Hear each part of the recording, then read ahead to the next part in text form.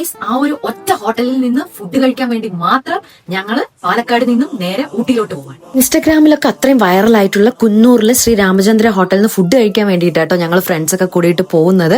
അപ്പം നേരെ കുന്നൂറിലോട്ട് പോവാണ്. അവിടെ പോയി ചെക്കിംഗ് ചെയ്തു. അവരുടെ തന്നെ ഹോട്ടൽ വിവേകിലാണ് നമ്മൾ സ്റ്റേ എടുത്തിട്ടുണ്ടായിരുന്നത്. സോ നേരെ റൂമിലോട്ട് പോവാണ്. അടിപൊളി റൂമാണ് കേട്ടോ. നല്ല പീസ്ഫുൾ ആംബിയൻസ് ഉള്ള ഒരു ഹോട്ടലും കൂടിയായിരുന്നു കേട്ടോ ഇത്. അങ്ങനെ അവിടെ പോയി ഞങ്ങൾ ഫ്രഷപ്പ് ഒക്കെ ആയിട്ട് നേരെ ചായ കുടിക്കാനായിട്ടോ പോയത്. ദെൻ അവരുടെ തന്നെ ശ്രീലക്ഷ്മി കഫേയിലോട്ടാ പോയത്.